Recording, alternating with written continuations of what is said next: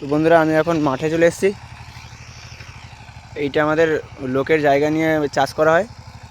এগুলো ঢ্যাঁড়স দেওয়া হয়েছে, আর এগুলোয় পানিলাউ দেওয়া হয়েছে এই কটার মাথায়, আর এইগুলোয় ঝিঙে দেওয়া হয়েছে। এগুলো মাচা হয়ে এই মাঠের ওপরে বাইবে মাচা করা হবে এই মাঠের উপরে। তারপরে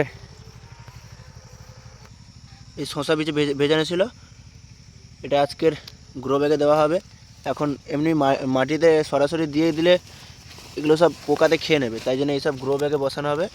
8 ইঞ্চির গ্রো ব্যাগে প্রথমে চারাটা তৈরি করে তারপর মাটিয়ে বসিয়ে দেবো।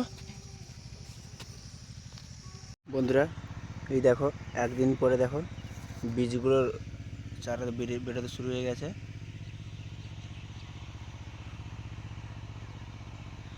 দেখো, এইভাবে এই পদ্ধতিটা করলে খুব তাড়াতাড়ি চারা বেরোতে শুরু হয়।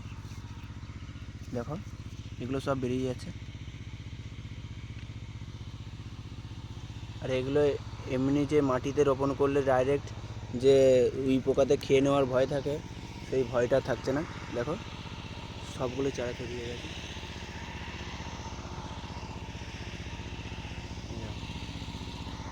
এইগুলো 2-1টা পাতা ছেড়ে দিলেই এগুলো মাটিতে রোপণ করা যাবে এবারে, আর মরার কোনো ভয় থাকবে না।